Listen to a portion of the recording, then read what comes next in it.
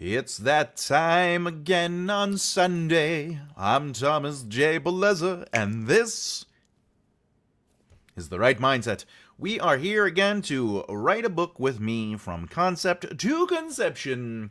As always, every Saturday and Sunday, 2 p.m. Eastern Standard Time, we do live videos. Saturdays are educational, sometimes lean towards business, and occasionally it's all about productivity. Sundays, I'll write a book with me from concept to conception, where I write a book in real time. It's on the screen, and I walk you through the process, and this is the best part. You get to ask questions during it. Now, if you're watching this on a playback and you missed the live, remember, every Saturday or Sunday, 2 p.m. Eastern Standard Time. However, feel free to leave comments and questions in the comment section below, because I will happily answer any questions. That's what we do here. We're a question answer people.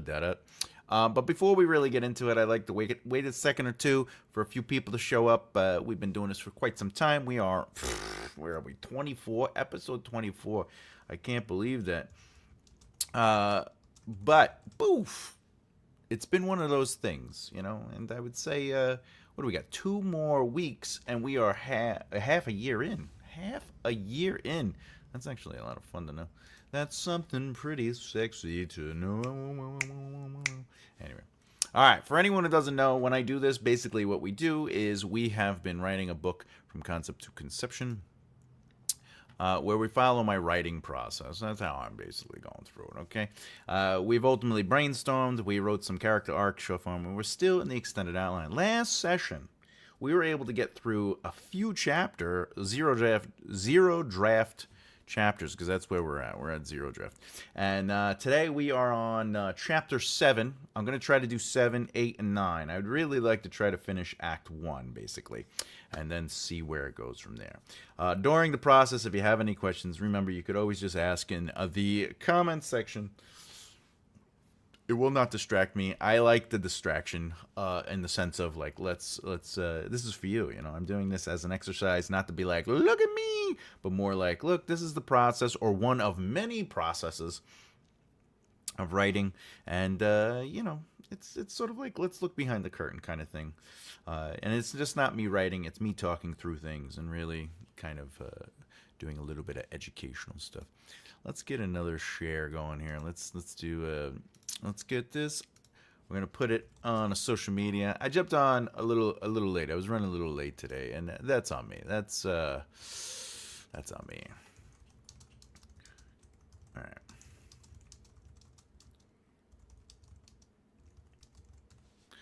Okay. Boop boop boop boop boop boop boop boop. All right. Boom. There we go. Okay. Let's just get right into it. As people show up, they'll show up, and you know, we'll get into the process. All right. So this is if this is your first time watching it, I have a 21-step process. Some of these things we're gonna skip, like you know, I'm not gonna have alpha readers or beta readers jump on this, only because, you know, I'll show you what to do as an alpha reader, but I will also show you what kind of questions to ask your alpha and beta readers, and you know, etc., etc., because this is more of an exercise than it is you know, like, hey, this book is going to be the next big thing, you know. We won't be taking a break for many reasons. We just want to keep it going. I want to keep this going, okay? And I only work on this every Sunday. I do not work on it during the week. I leave this for the Sunday practice. Let's get to it. Oh, Thomas, what is this? This is my numbers. I've just been keeping track of the numbers. It helps me understand where I'm going. Right now, we're at 7,023 words. So, you know, there you go. There you go. 7,023 words. Yeah. All right. Here we go. Chapter 7. Let's get into it. I don't have titles for the chapters right now. Sometimes I do, sometimes I don't. It really depends. Hey, what's up, flowers? Welcome to the show. All right. Yes, and there's a couple people watching. As you can see, there is a poll. Feel free to vote in the poll. The poll. We'll discuss it at the top of the hour. I mean, the bottom of the hour. The bottom of the hour. But more importantly, by the way, if you want to put titles for chapters, you can. They're not required. I'm a titles person. I like titles. I like them to have sort of like a nudge, or some sort of set up some sort of subtext or context or something I want the titles to be a part of the journey, the narrative journey. But, writing chapter 7 is just as fine as just writing 7, or whatever the case is. It's really preference. It's a preference on the tool and the way you go about it. Are you writing today, Flowers? Are you watching along and supporting? All right, let's see. Now, as you can see, we're going to be setting up this scene today in this chapter. We're going to have a hard chapter break, and then we'll have a soft chapter break. So 3 scenes in this particular chapter. I have lyrics at the moment. Ooh, lyrics. I've got lyrics. Lyrics. So, are you writing lyrics? Are you reading lyrics? How's that go? All right. I'm always just curious about these kind of things. You know how it is. I got 500 this afternoon. Laundry and then sunbathing took up. I get it. You got to keep the tan going. The body has to feel the love and warmth of the vitamin D's of the sun. So, absolutely. 500 words, though. Congratulations. I'm very proud of you. 500 words. For context, if anyone's watching, this is 500 words about 464. So that's a page and a half. That's something. That is something. It's more than 0. That's what I always say. All right.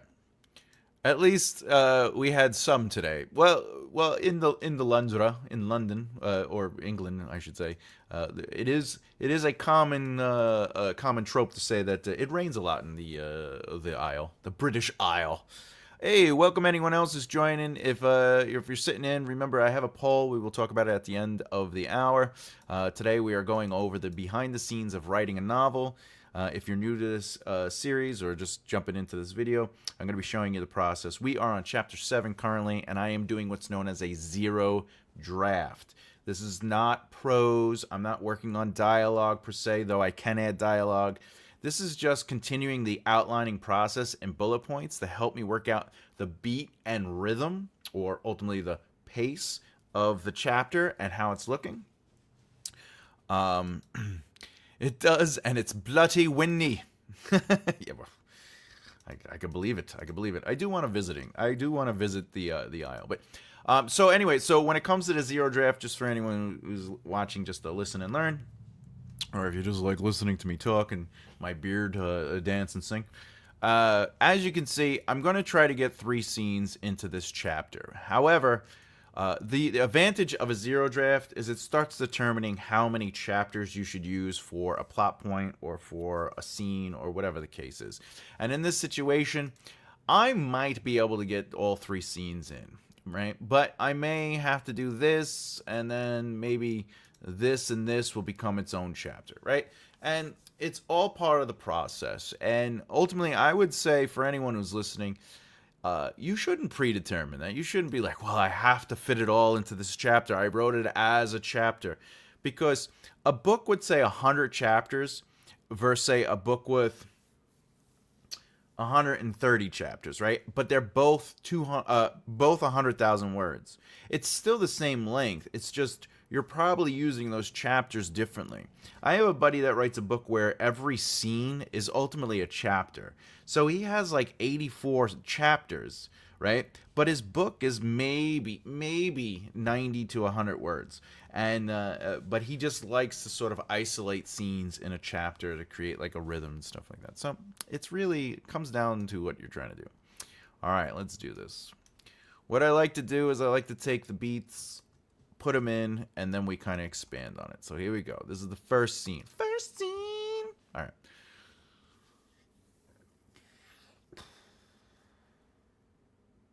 Okay.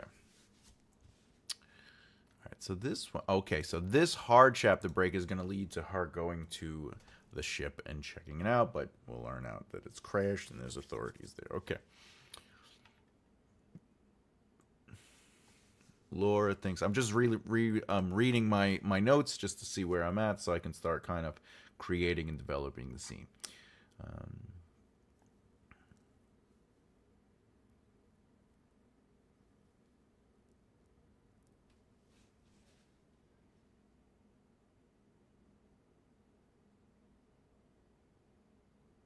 Okay. Laura Olivia is working on a ship. She has the radio on for local news and music. Okay. She is covered in grease, filth, and has been working all day. Now, as you can see, you're going, hey, Thomas, that's not a pro. Like I said, I'm not writing prose per se. I'm writing what the essence of the scene is going to be. So in this case, this would be explored in some prose. I would probably spend the pro developing what is she working on, how she's working on it, and then I would have the music in the background.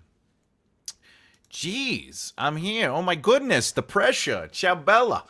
Bello, what is up, Mia Mika? What is it? Mia Mika. Hey, flowers. Hey, flowers. Emma, welcome to the show. Welcome to the show. All right, let's see. So, she is covered in grease.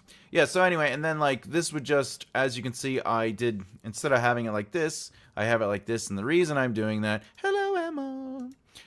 The reason I do that is because this is the beat that I'm going to explore within this scene. So that means I'm going to be setting up this main beat. Laura, Olivia working on the ship, and the radio and stuff like that is on, okay? But I also want to get this in there, okay? But I'm cooking a massive roast, so I can't stay long. All right, that's fine. You don't have to stay long. I'm just glad you stopped in to say hi, booped the like button, and of course, you're always showing the love, Emma. And we love Emma as well. She is a line editor, a copy editor.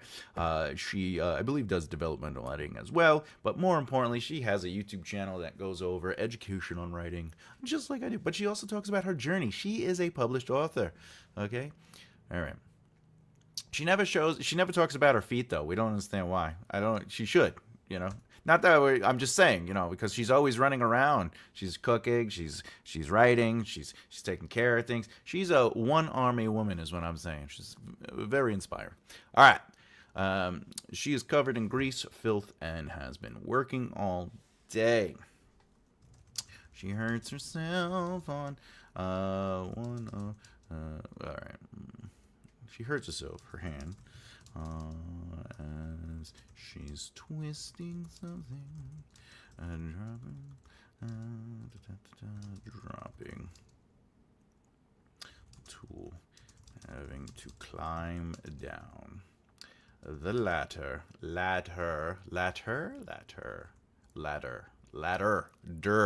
my accent. All right, is it ladder? Yeah, der. All right, okay. Climbs down the ladder. All right, now we're going to create the next beat, okay? And this is going to be this, okay? She does hear rumors, okay?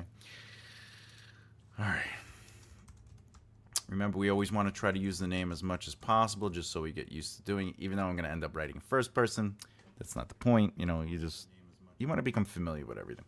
All right, Laura Olivia picks up the tool, cleans it. By the way, I know this isn't prose time, but I've talked about this before. If I wrote Laura Olivia let's say I wrote picked up the tool and she began cleaning it. We would take away began unless she is being interrupted. So a really nice way to kind of shrink your word count down is get rid of anything where it says started to or began to or you know, whatever is in process of. And the reason is because they're either doing it or they're not doing it. If they're starting at the like for example, if you wrote they started up the mountainside, like what is a stronger way to describe that they're at the bottom? You know, they grabbed their fingers around some protruding rock at the bottom of the mountain. You know, staring up at the distance that awaited them, right? Okay, something like that. As an example, we're taking away began climbing, right? But now it becomes more active.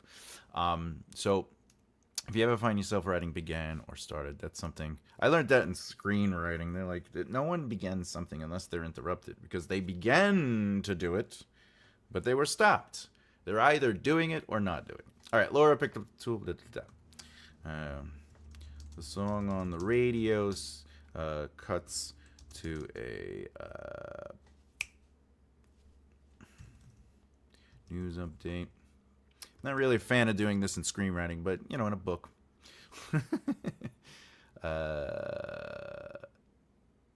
Okay. Here's a word that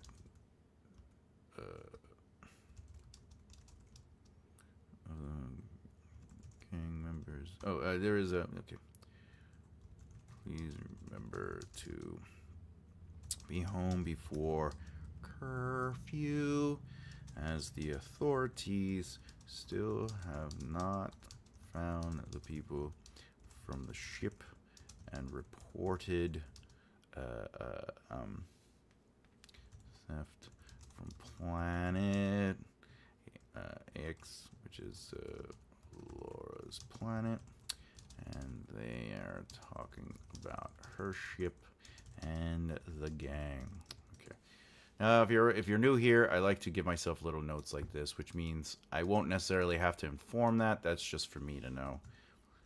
Like, because I want clarity when I'm working on an outline, especially the zero draft, the short form draft, and the extended draft, the extended outline, like all that. I need to have clarity in what's going on. That's another reason I like to use the names, because there's no ambiguity. You know, like if there's another character here, like I would try to use everybody's name all the time, even though you wouldn't do that in a pro, you wouldn't do that in because for me, I need to know the motivations and the clarity of everything. Anyway, all right. Laura turns up the radio. All right, and no.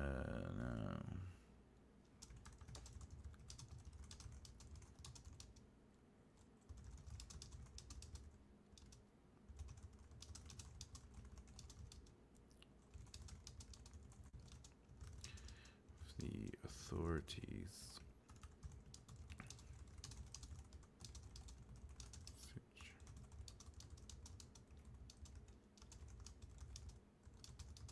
still there where she landed it. Hello, Emma. MBS. MBS. I just love that name. Hello again. Welcome. By the way, if you haven't already, we have a vote. We're going to talk about the poll at the end of the hour. All right. I'm just going over, working on these things. What's up, MBS? I guess I could put me down here. Yeah, all right. Okay, so this is plot forward, by the way. This stuff is all right here is plot forward, you know. So that's important. Gotta keep that plot going. All right, now I could get rid of this. Okay. Ooh, the ship thing. We could get rid of this, right? Because we have her working on a ship. All right, Laura thinks about the love interest. Okay, so this is going to change a little bit for me. All right. I'm going to go back up here. She's covered in grease filled. Okay, now we're going to do this. Boop. All right. This beat right here is going to take us out of her daydreaming, okay? So one of the things about like a flashback or a daydream or something like that, or like where a character's sort of being preoccupied, one of a strong rule is the transition should be connected to the real world, like something that brings them back to that. And that's really done with many things, but usually you can get away with immersion, like a physical reaction to it. So if she's like kind of daydreaming and then she hurts her hand and then drops the tool, well, now we have a physical representation of the pain on her hand, and then of course the sound of the tool hitting the stone, the cement, ding, ding, ding, you know. And now she has to stop daydreaming and she has to go get the tool. Okay. So Laura thinks about the love interest. This could be her daydreaming. Okay. So that means I get to play with a quick scene. This scene feels like a romance novel playing out in her head. She's thinking about the man on her, the love interest, and how they took over the ship, and the love interest kills the gang members, and then they make love. But make it weird and silly because she doesn't know how to write and is writing tropes without emotional truths, which will be discovered later after she's experienced life. And that's why at the end of the book, Laura is able to start her book, because she now has all this emotional experience. She has had pushback. Was in the prison. She's dealing with things, you know. So she's writing like things she thinks she wants, things that she thinks, you know, are be interesting, and not necessarily whatever it is. So, you know, it's like, oh, they stole, you know, they took over the ship, but the guy, and it's like, oh my God, you're so amazing, and then like, right? So like, it's empty, you know, it's missing something, and that's now we're kind of like playing with her romance novel, you know, wish. By the way, MBS. If you don't know, you can always ask questions about your writing. You could ask questions about what I'm doing. You could ask questions about writing in general in the comments, and I'll be happy to answer it. Do not feel like you're disrupting me or interrupting me or, you know, distracting me from what I'm trying to do. I am happy to answer questions from anybody and everybody, because that's what this channel's for. It's for helping writers. Just because I know you're fairly new to watching this channel. All right, so let's see.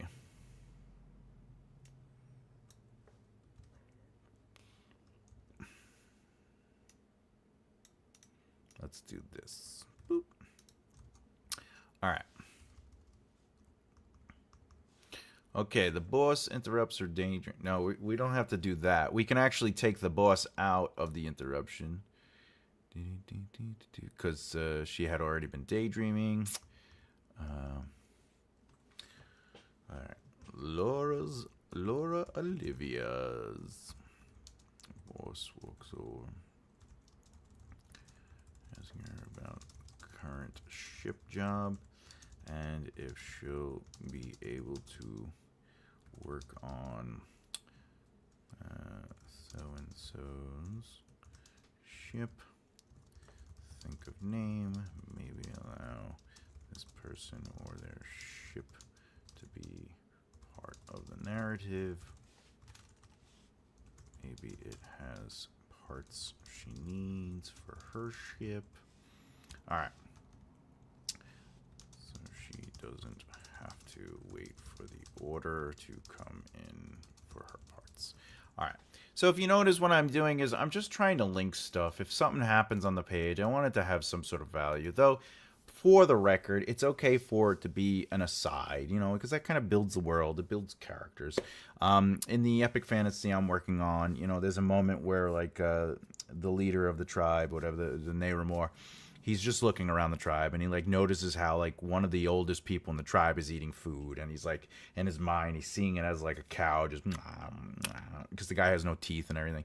And that's not, it's not really moving the plot forward, but it is building character, because remember, every sentence must do one or more of these three things: plot forward, character development, or world building. So as long as that's happening through the POV of somebody, and we are learning through the emotional experiences and choices of a character, then something is happening. And even in that description, something is happening. We're learning about that character, and we're learning about the Nehramor, and a few other elements are involved in. I am. Okay. Laura Olivia.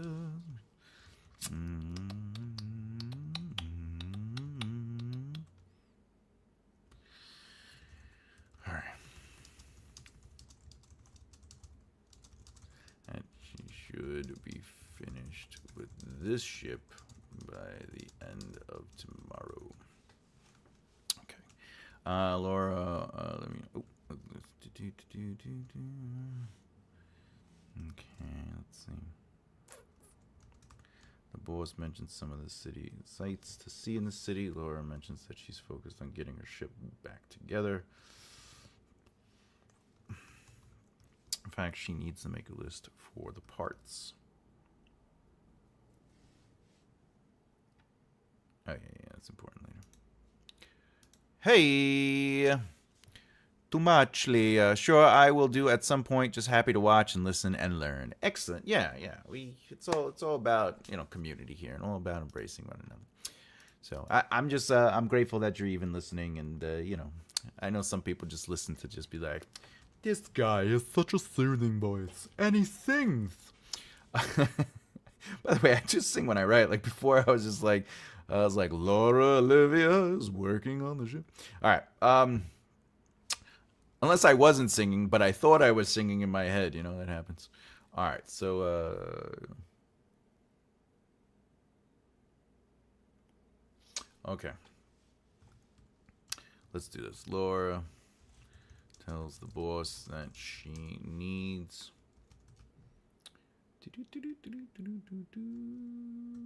Oh, wait, that's important. Here's a list on... All right. She needs to go to the ship to figure out the little things. Tells her she can go earlier. She can leave work early so she's back before curfew. All right.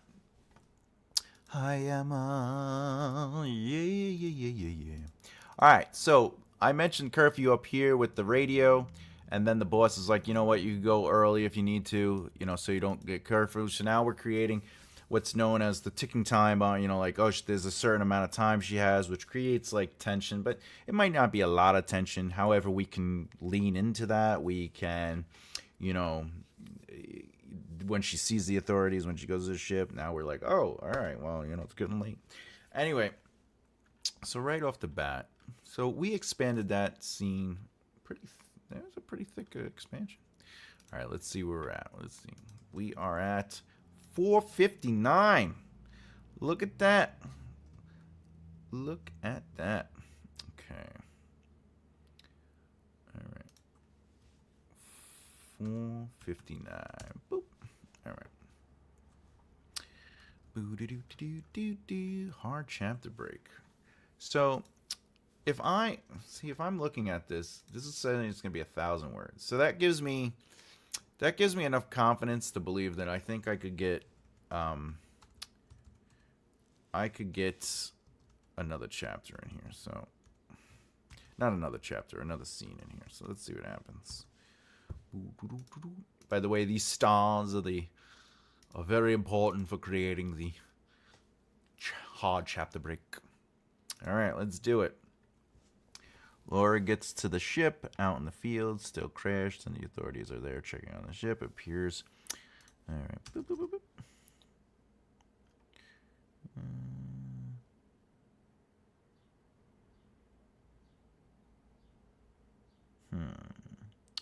All right. My brain is thinking that what I could do, and I'm just going to put a note here for myself.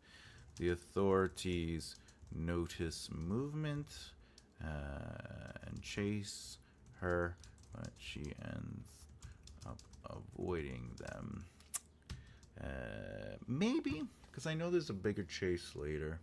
Oh, you know what? I could say movement, but can't find it when they go searching for what they think they saw. But more importantly, we can make it where she is hiding and they are close to her. Maybe they mention that it could be the gang coming around to check on the ship, which leads to them talking about taking the ship out of here and bringing it somewhere else. So now we're creating more obstacles. You know, if they take the ship and they bring the ship to somewhere else, now it's more than just getting parts and fixing the ship. Now it's like, oh, they're going to take the ship. All right, so all right.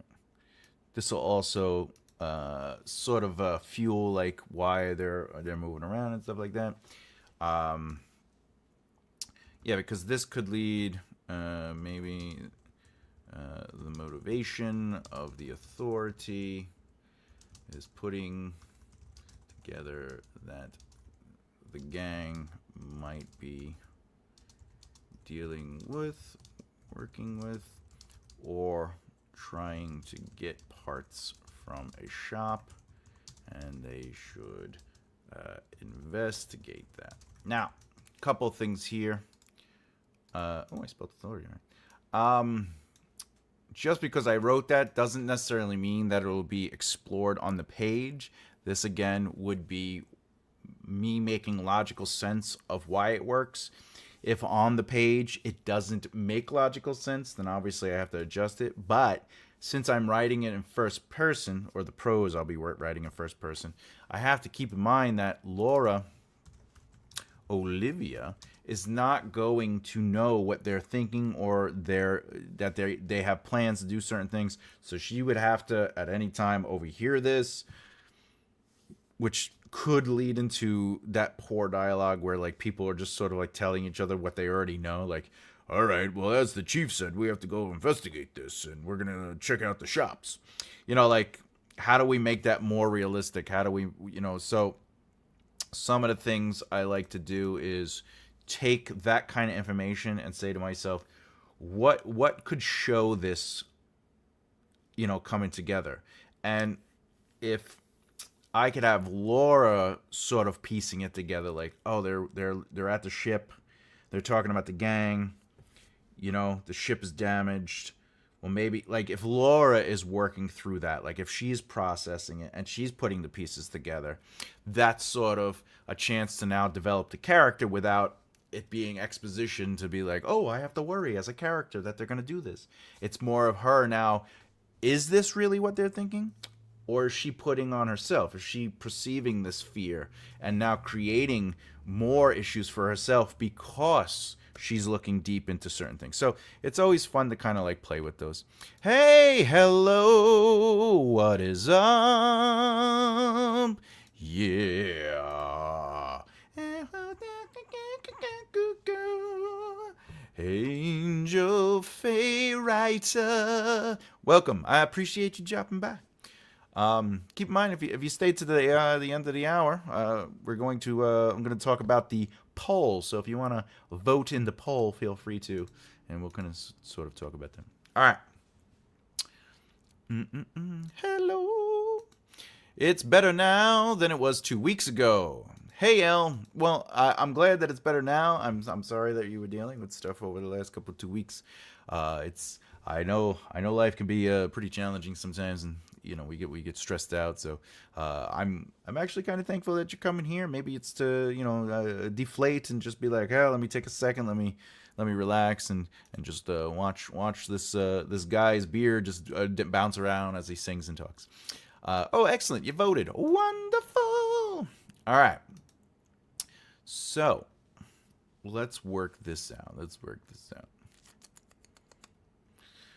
But anyway, I hope everyone, it made sense when I was talking about why I did this and all that stuff. Oh, if you saw the news about what happened in Israel, then yes. This is gonna sound kind of ignorant on my end, but I don't really watch the news. I don't have like cable.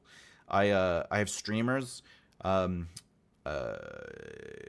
I study television and film. But like when a certain somebody became a president the first time, I was like, I got obsessed with the news, and I got obsessed with like social media, and every day I would just be stuck on Twitter, just like it was so overwhelming that like I was like, I have to cut myself off from this, because like I was having nervous breakdowns and my anxiety was overwhelming me. So I was like, I think I'm gonna need to take a break from this. So I made a promise to myself to kind of avoid that stuff. But I do know that stuff is going on in that region. I am aware of the region, but I didn't know that something specifically happened. Well, I survived sirens and missiles. Wow, wow. You're living it. You're in the oh yeah, Faye. Faye is one of my dearest closest friends. Last name is Faye. Somebody I mentor and I still mentor. She's a beautiful soul. But holy hell. I'm glad you survived the missiles. Sirens, you just put some cotton in your ears, but missiles, holy. Well, just know we are thinking about you. My heart's with you. Obviously we don't want to see you or anybody being hurt or killed or all that crazy stuff. That's just oh God, I just want peace in the world.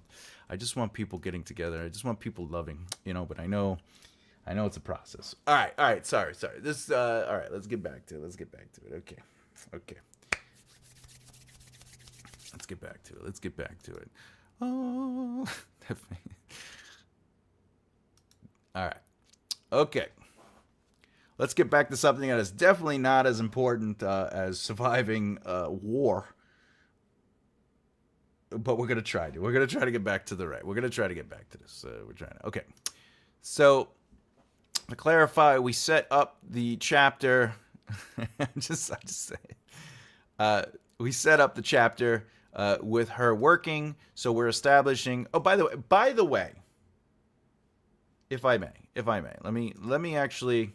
I want to show you something because it's important that we understand what's going on here. All right, it's important when it comes to writing. Okay, I'm just going to show the screen. So remember, every act. I'll do this so you can kind of see. Every act. All right. What's this? Okay. Actually, you know what? It might be easier if I show you on the slimmed down version. Let me show you on the slimmed down version.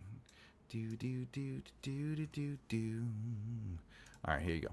So every act has 3 sections, and every section has 3 plot points. So Act 1 has Section 1, which sets up Act 1. Section 2 disrupts Act 1 and the overall narrative, which then becomes a thing that they have to will be expanded on in basically Act 2, like that world they're damaged, the new the new world they're gonna be in, and like how everything's like going crazy, right? And then Section 3 in Act 1 is ultimately the resolution of Act 1, but also pushes the character. Oh no, you can't see me. Pushes the character forward. Okay, so that's the same with every plot point. So the first plot point within a section sets up the context, the world that they're in, etc. The second plot point, no matter whether it's section 1, 2, 3, 4, 5, 6, or 7, will challenge what we set up the context. And then you have to resolve it and, in this case, push it forward, okay? So right now we're working on 7, and what we're doing is we're establishing her new status quo at the end of Act 1, which is she's working in a shop as a mechanic to not only save money, but also try to find parts to fix her ship, okay? So just keep that in mind. I hope that helps.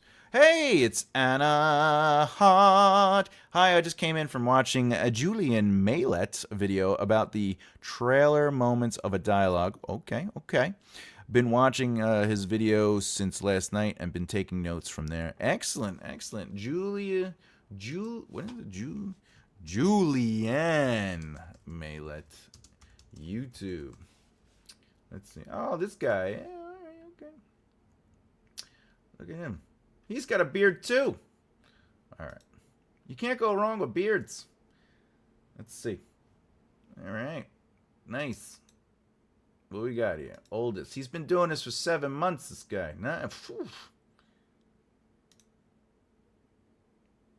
Don't start with a hook. Oh, I see what he's doing. The inciting incident trap.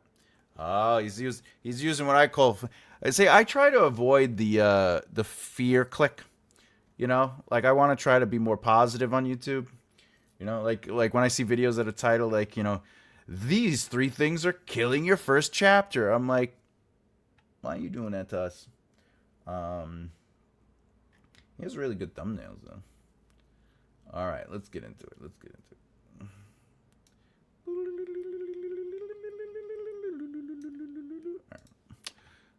Hey, what's up, bro? Hey, greetings, Thomas, and everyone else. Sorry for my delayed arrival. I had to side with opportunities that pay over opportunities that currently don't. Completely understandable. You don't have to explain that, my friend. All right. So, anyway, this first scene is setting up the chapter, but it's also setting up her ordinary kind of like experience. Now we're gonna expand on that new status quo ordinary world is because she goes to check the ship and she realizes her ship is being swarmed by these authorities and they're looking at it, which, you know, changes the chapter itself, but whatever. And then we're going to resolve it, and the resolution is she's dealing with whatever she's dealing with, okay? And then that's going to push us into the next plot point. But let's do it. Okay.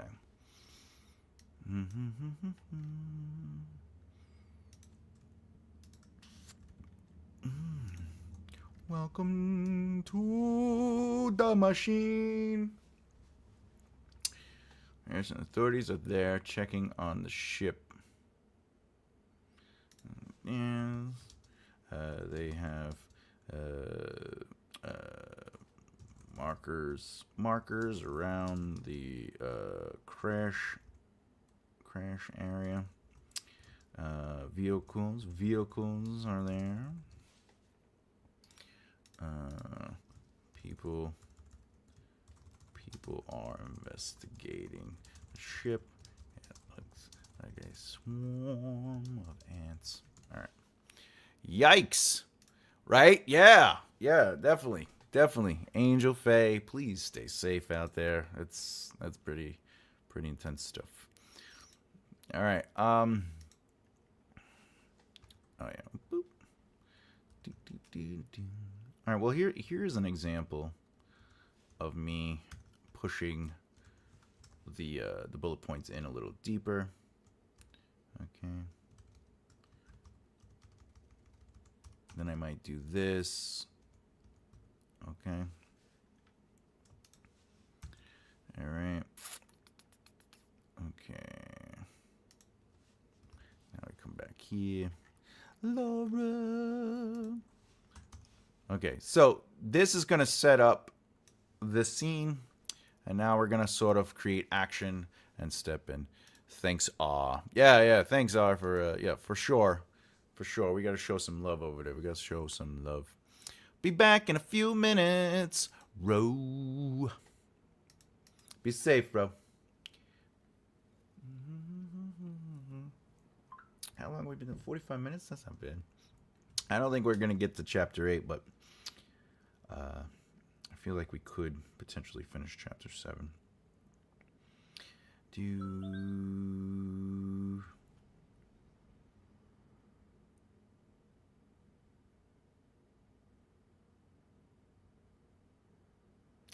All right.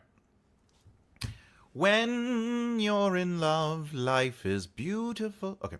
She hears them speaking about finding. Okay, all right. So Laura gets close enough to the ship.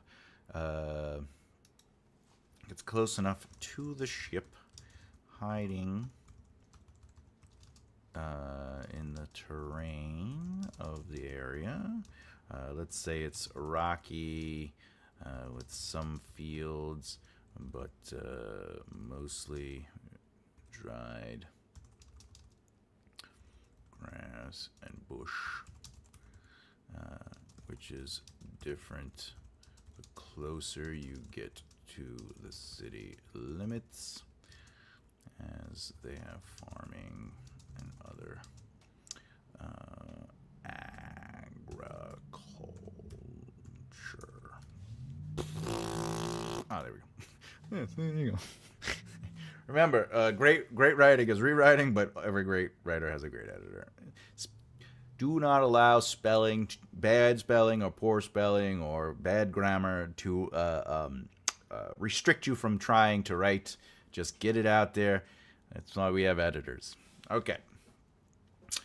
That used to hold me back because I'd always be like, oh man, I'm so bad. I can't spell. I can't do this. And it would just keep me from writing. And then the real I always say, there's a difference between being a writer and writing. Like, anyone can technically write. Sarah met Chris. That's the example I use, right? Sarah met Chris. That is writing. We have two people. We know what they're doing. They accomplished something. We said it, Sarah. Oh, we met Chris. Okay. Right. But like, being a writer is more than just words. It's asking questions. It's pushing back on things. It's breaking and twisting stuff, and it's exploring the human experience. Like, being a writer is about going into the depth of what you're writing and not necessarily that you are writing, And when it comes to that, being a writer, or at least as, in the screenwriting world, it really helped me kind of explore that, is when you're surrounded by people that are just exploring ideas, you realize no one's writing. No one is physically writing. Like, they're not trying to write prose. They're not trying to write action beats. They're not trying to write dialogue. They're just talking to each other, and they're exploring an idea, and they go, oh, if this happens, what if blah, blah, blah, blah, blah. Oh, you know what we could do? Oh, yeah, but what if they come from this back, right? And we, blah, blah, blah, right?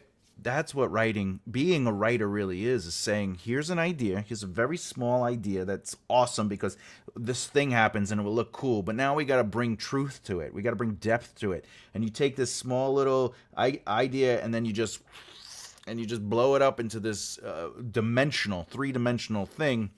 And that is what makes you a writer, is being able to explore things, being willing to take chances, being willing to break things and mess things up, being willing to try alternate versions, be willing to give yourself options, right? Because at the end of the day, writing is fairly easy, especially because if you find somebody that is like, let's say they went to school and studied grammar and they're a linguist expert on their language, whatever their lexicon is, be it Italiano or English or Espanol or whatever it is, right? And at the end of the day, it's just empty and flat. And the reason is because their grammar might be perfect, their spelling might be perfect, their format might be perfect, they might be using the right syntax, they might be no dangling participles, no fragmented sentences, no comma splices, but it's flat. And it's because it doesn't have the depth. It doesn't have the questions answered. It doesn't challenge what's on the page. And it's really that's what really helped me sort of go, you know what? I don't have to be a great speller, and I don't have to be self-conscious about not being able to spell everything right. Anyway, it's like that old teacher that used to say, "You're not gonna have a calculator with you wherever you go, so you got to learn how to do the math in your head."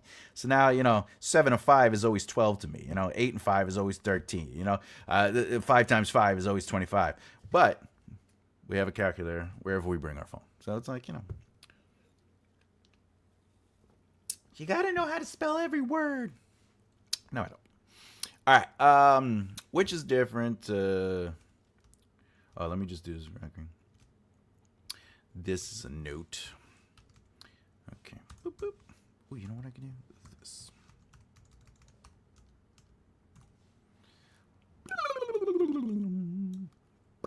Sorry, I get a little impassioned. I get a little impassioned when I talk about that stuff because I want people to find their confidence in themselves and not feel, berated by their own inner voice where they're just, I think I just made a post about it the other day because sometimes I fall into that. Sometimes I go into that spiral of like self-doubt and everything, Yeah, I got to let go of getting it right. That's for sure.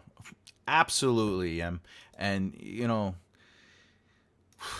yeah, you technically have forever to get it right. So like if your first draft isn't perfect, you're on the right path because it shouldn't be, and if you approach, like right now, I'm approaching the 0 draft to get the rhythm down. This isn't even necessarily about the pretty prose. This is just, what's the rhythm?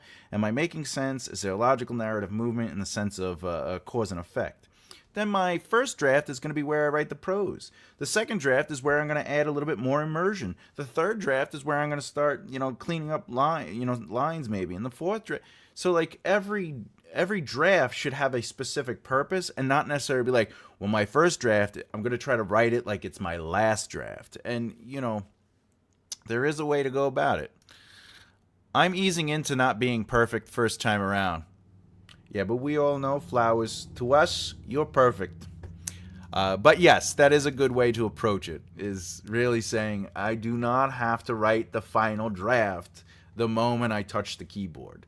I know that it is a process. And if you just know that, you go, I should be focusing on rhythm right now. What is the flow of information, the pace, right, being presented? How is it being presented? Is there a clear cause and effect? And the less information you have to read to connect those, so you know it's there, the stronger your prose will be, because you're going to be taking what makes sense and then just sort of playing with it with pretty writing, you know? And then once you have that down, move on to the next. Not that I am perfect.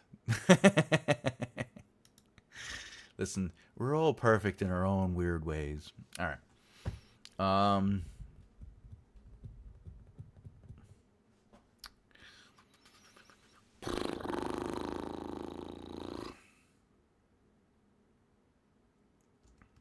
All right.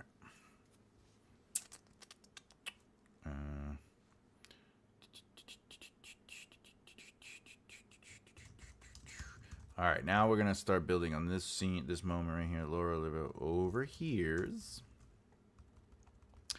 the authorities mention her name and connection to the ship and her planet. There is some prejudice to her people, since they don't like people from that planet due to the war. All right, and then I can't spell prejudice. Prejudice. Oh, prejudice. All right. Okay. People, prejudice to our people. Learn where the ship came from. Okay. They don't mention anything about the names of the gang, but I do connect the ship with the gang's activity. All right. Okay. I like it. I like it a lot. All right. Let's see. All right. They speak about finding her. They mentioned something about the gang, but it's fine. Okay. But more importantly, there is no record of anyone leaving the planet with that name. And they checked local smugglers, and no one is speaking or was able to. All right.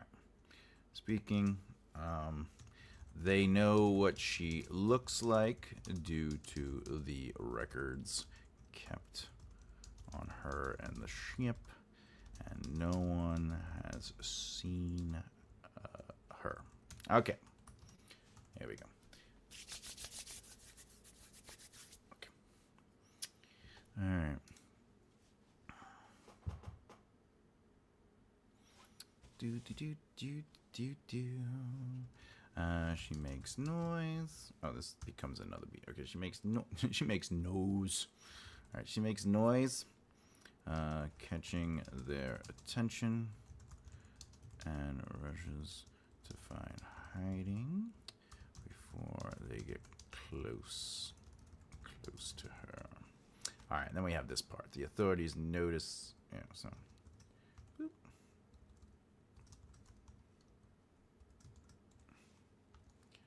I already worked that out.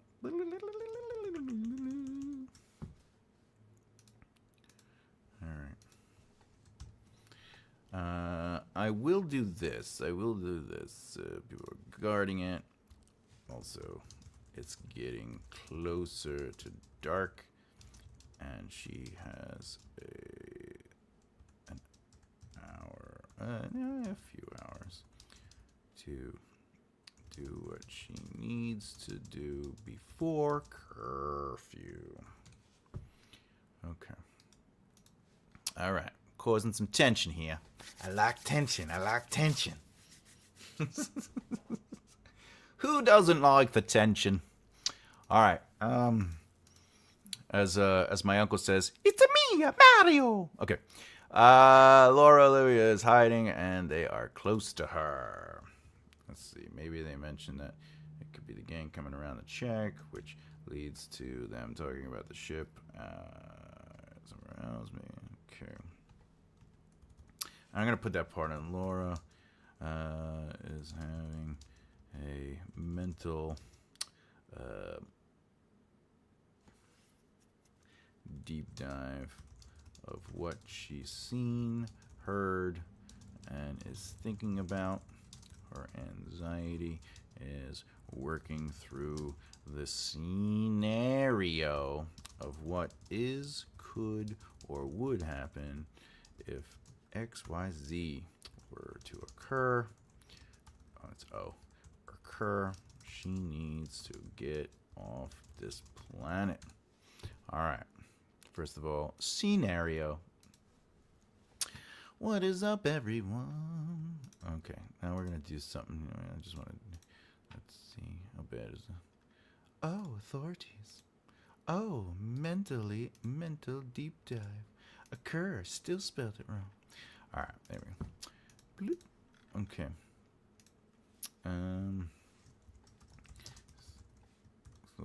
Authorities end up not fighting anyone, but they say to put some extra guards on the ship tonight.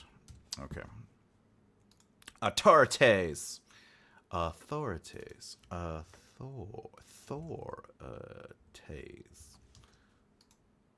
I feel like it's still. Is that spelled right?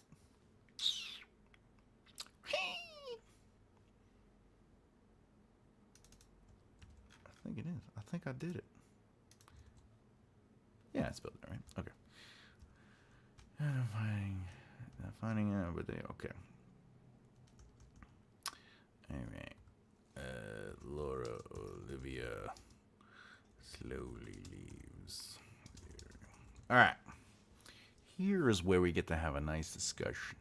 Do I need this scene? Laura dealing with having to hide herself a bit more and concerned on how she's not only going to save up money for parts, but also to now get the ship, repair, and get home. Oh. Oh. Let me see something. Okay.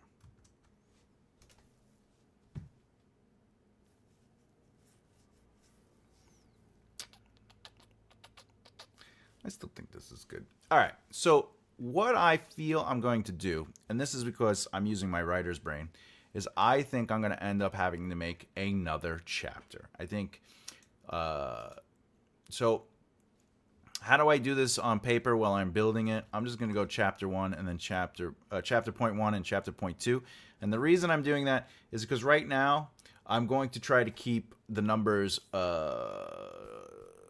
in line with what the plot points are, just for educational purposes. So that means I get to actually expand this beat and play with this a little bit more in another chapter. But ultimately, let me... One second. Uno momento, por favore. Uno momento, por favore. All right, let's do this. All right.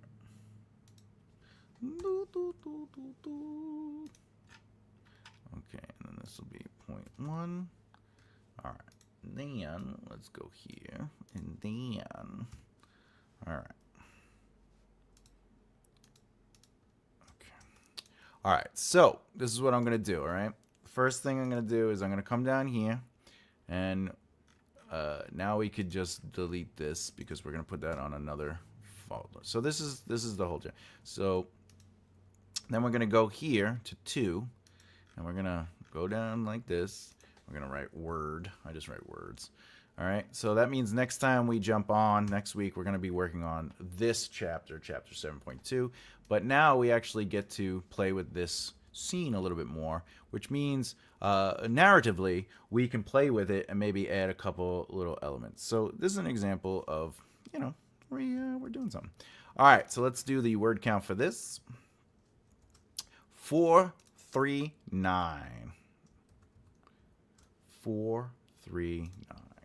439. Now, let's also do this. Let's we're gonna do some row building. We're gonna take this, we're gonna put it like this, okay? 7.1, 7.2, okay?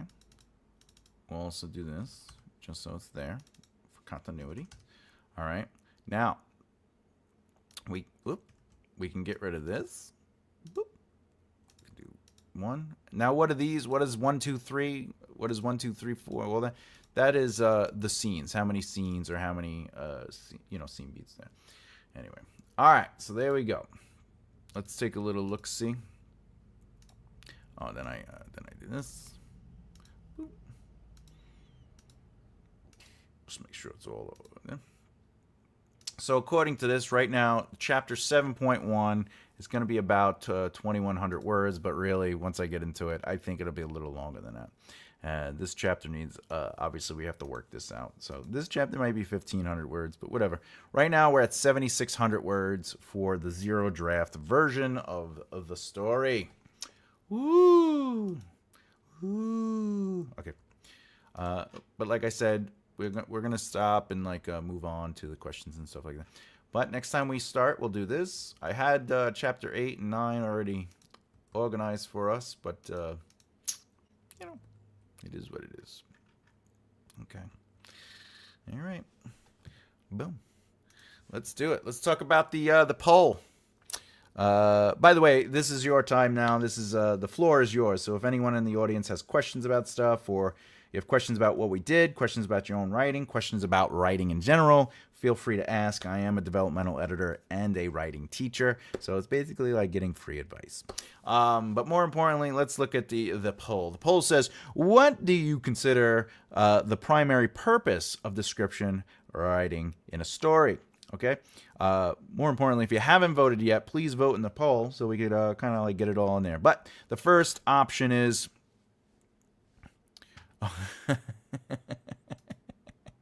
I have 4 screens.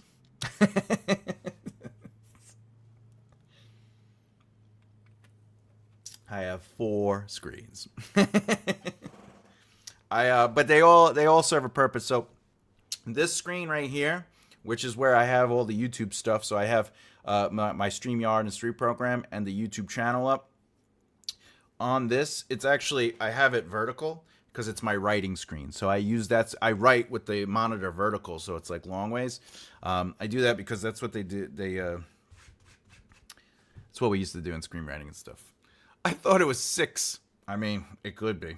But then I have like my, to my left is sort of like my, where I'll put like incidentals, you know, if I have like something playing or like, you know, audiobook or a YouTube video or whatever. It's whatever.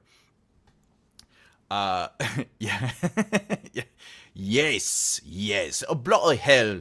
Absolutely. There are 4. The one in front of me is usually where like I have the most important stuff. And then this one has the least pain on my neck when I turn. And this is sort of like, you know, whatever it has to be.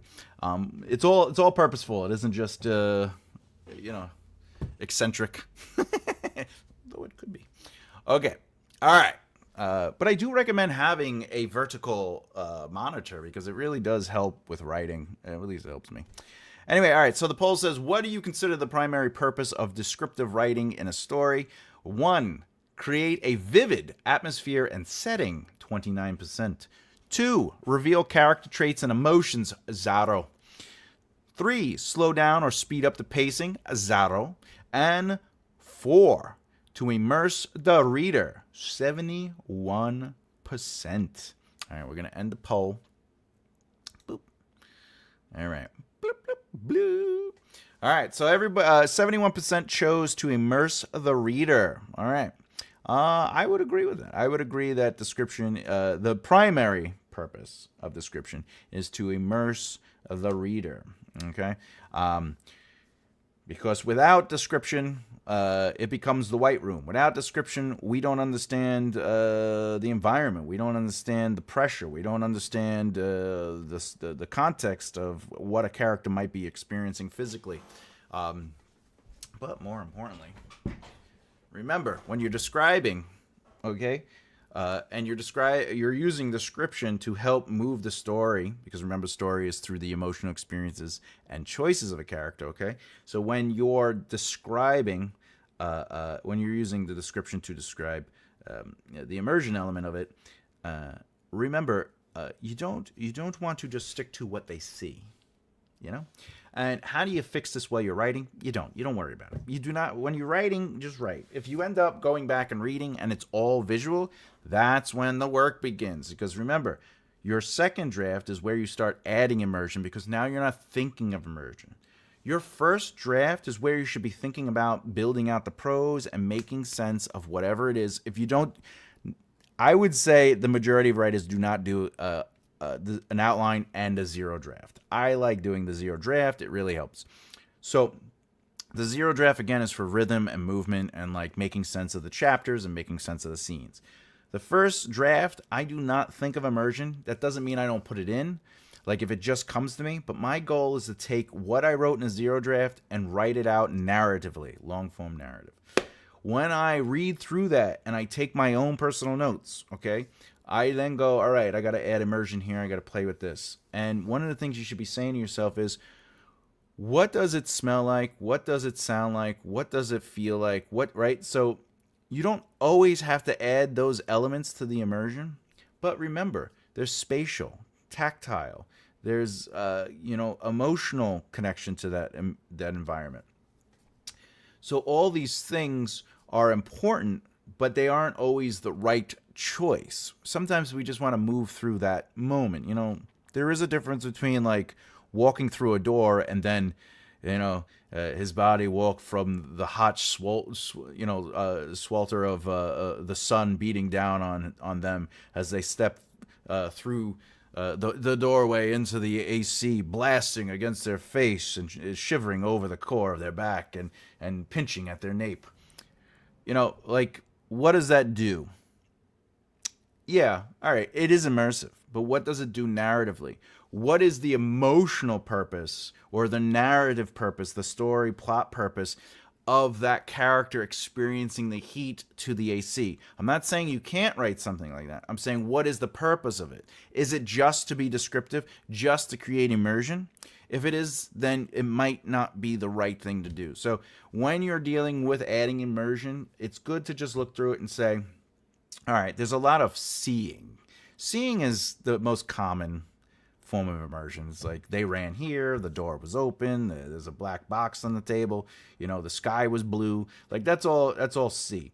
But at the end of the day, you got to say to yourself, what is this character experiencing and why are they noticing that specific thing? Remember, story is the emotional experiences and choices of the character. So why do they notice the smell of flowers? Not that there is a smell of flowers, if that makes sense. So after I've rewritten the first chapter, I will have to make it 2 chapters. I mean, if you have to, right? Which is fine, by the way, as long as when you split it up, the 2 chapters now both have a beginning, middle, and end. And an end isn't necessarily that it ends, but it's a resolution that moves the plot forward. All right. Oop. To be sure. What is that?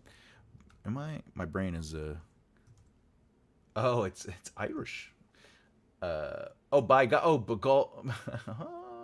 It's like saying by golly or by God. Oh, to be sure, by godly. Um, by the way, I love that you wrote it that way. That's amazing. Okay, adds that to my spatial page of Thomas notes. But I'm just saying, like it is important to. Hey, Rose back in time to catch free time. That's right. We are now in the questions area.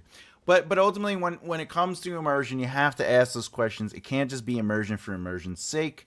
Otherwise, it's not doing the primary purpose of description, which is to immerse the reader. So if you're choosing immerse the reader, what you're really doing is immersing the reader in the experience, the emotional experiences and choices of your characters, okay? What a character chooses to notice, all right, and how they experience it. What a character chooses to do and how they experience it. What a character, chooses not to do and how they experience it, right? So you have to look at it that way when you're writing and you're going back through your pages for, I would say, at least the second draft. That's where you should really be doing the work. All you got to do is read the page. A page is what? 500 words, if that. And just say to yourself, when, what, where, why, how can I elevate these moments? Not because I need to create immersion, but because I need to allow the reader to experience the emotional choices and experiences of the character. And you don't, by the way, you don't always have to. Like a page might not have in-depth immersion. It might have little things, for example, and this is a very traditional example, but a character's drinking coffee at a coffee shop, and we hear, is it a busy coffee shop or is it not a busy coffee shop? If that's the case, we don't have to go too deep into the immersion of it, but just mentioning the clatter of people might help say that it is a busy coffee shop. If we can hear the employees talking because it's a not busy coffee shop, that's also a helpful immersion, but it doesn't slow down the pace. But it does build in the environment, and that does help with immersion. So there is a difference between going super deep into like, let me get every single sense I could possibly do, versus what is really helping with the experience, the emotional experiences and choices of that character. But another thing is, let's say we're back at that the diner or deli, or they're at a restaurant, whatever, and the character's sort of by themselves and they're just drinking coffee, and it leaves a stain on the table. Okay, like if you could describe that stain and then keep the going, right, to create a fast pace, because we're not going to linger in that moment, that's okay, because that's just quick narrative immersion, but you're not slowing down the narrative itself. You're just saying, let's spice it up. But you got to remember, if you mention that, the character is the one who noticed that a stain on the table existed. Now, the other thing is, a stain is on the table, and the character notices it, and they play with it. They might wipe it down with their napkin. They might, whatever the case is, there's like a cause and effect to what they're noticing and stuff like that. That also helps with the immersion, because it's not just the senses, it's how the character is doing what? It's their emotional experiences and choices that they're making. They notice the stain, so they choose to clean it, right? Oh, I left my cup that I'm drinking from, left a stain, let me clean it. Those are choices. That's how you need to look at it. All right. Any questions, any thoughts, any ideas? Oh, what do we got here? Unless your page is 6 feet by 6 feet. Well, I don't know why you're writing on paper that's made of feet. Boom! Hey! I'm here all week. Please tip your wait staff. All right.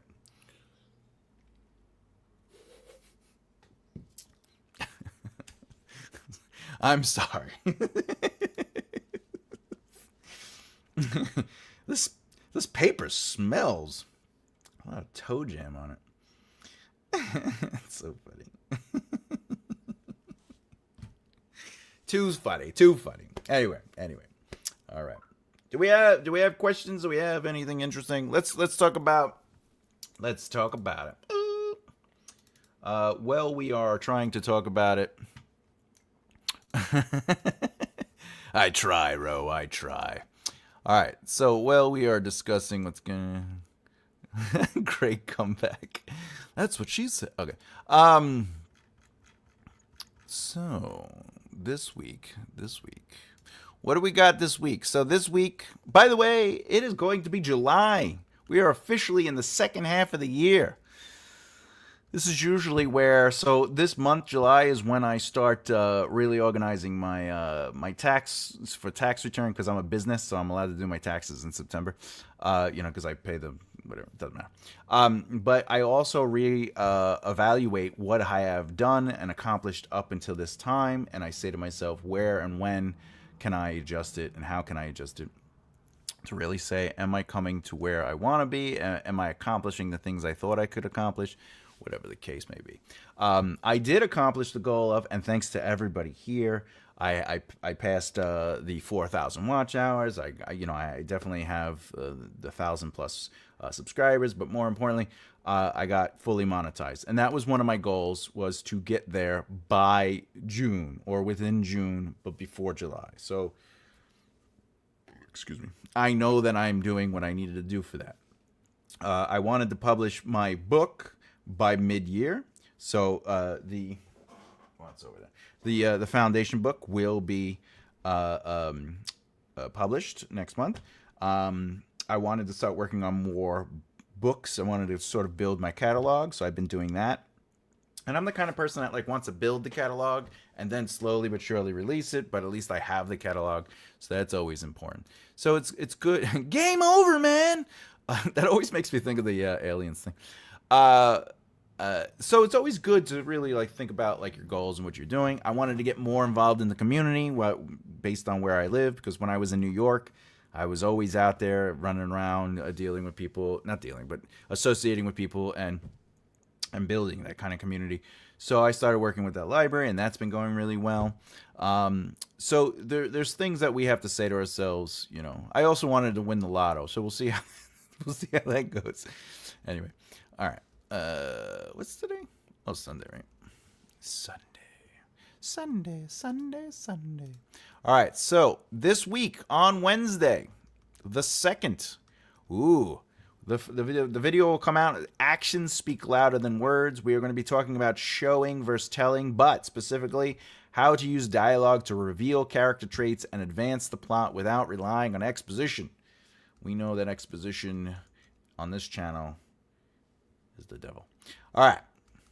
There's a difference between character exposition and narrative exposition. Character exposition is always through the emotional experiences and choices of a character. It's what they decide to notice, etc., etc.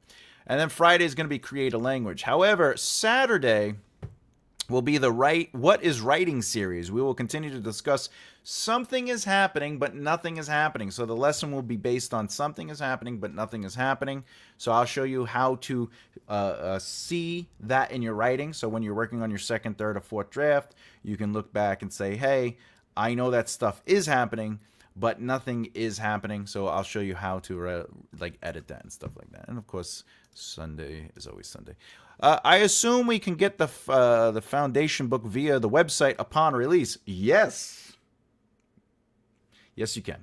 You can get it through makearightlefthehere.com. And also, if anyone hasn't, please subscribe and hit the like button, But yes, you can get it through makearightlefthehere.com.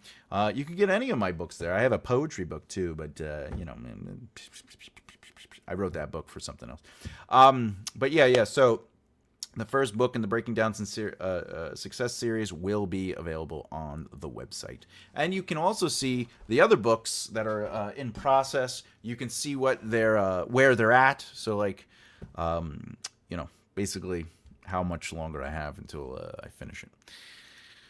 Ooh, I love those lessons. Oh, the what is writing lessons where I teach you the yes. I'm glad. That makes me happy. I like teaching those lessons. It's the picking apart and digging deeper into the writing process that is really exciting for me. Because I get to also test my own skills, as a teacher and also as a writer. Because even when I was playing music, like breaking down the theory and understanding, that you could put 4 3 4 bars over 3 4 4 bars, and how can you play with that, and how can you do these power rhythms and stuff like that. So I do that with writing too, and that's always been. Or even when I was an illustrator, I can show you pages upon pages of eyes, hands, feet, biceps, elbows, faces, because I just like looking at like the breakdown of things. So that's why I really like those. I also like that the live videos, I do like the audience pops up around this time, and like it makes me think, should I move the live thing back, and instead of doing 2 o'clock, do 3 o'clock? But I like the 2 o'clock spot. It just feels really comfortable. But anyway, anyone out there, if you have any questions about writing, about outlining, about description, whatever the case is, feel free to ask. We have a couple minutes before the day is up.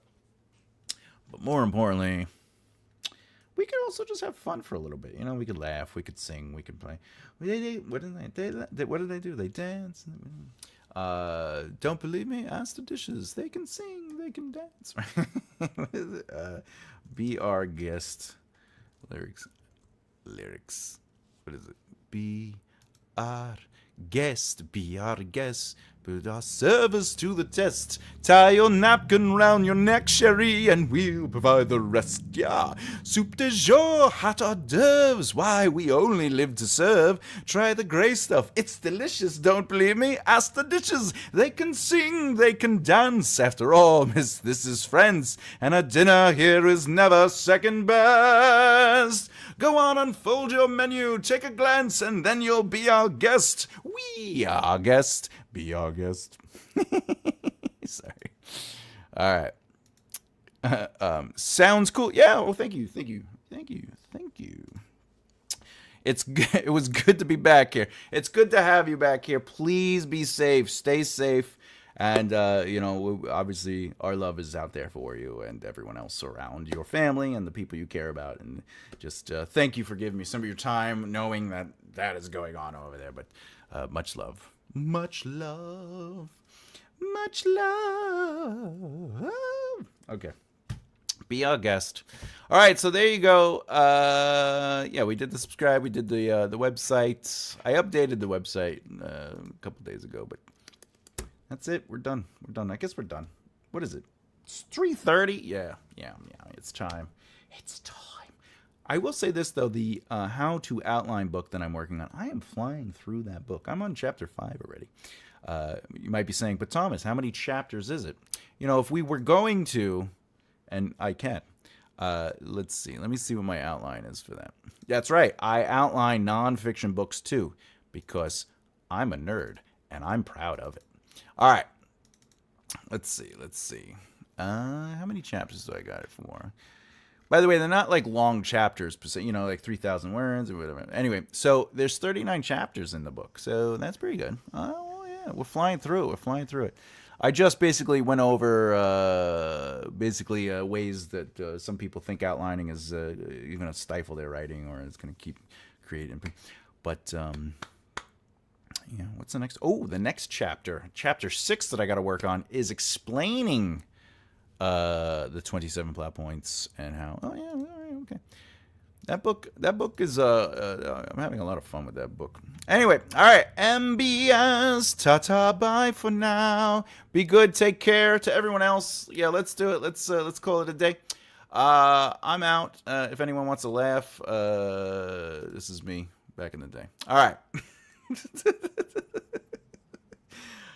I'm Thomas J. Bellezza, and remember, every Saturday and Sunday, 2 p.m. Eastern Standard Time, you can come and watch me live, learn a little, laugh a little, cry a little, and sing a lot. Let's make it happen. I'll see you during the week. As always, keep developing the right mindset. And bye.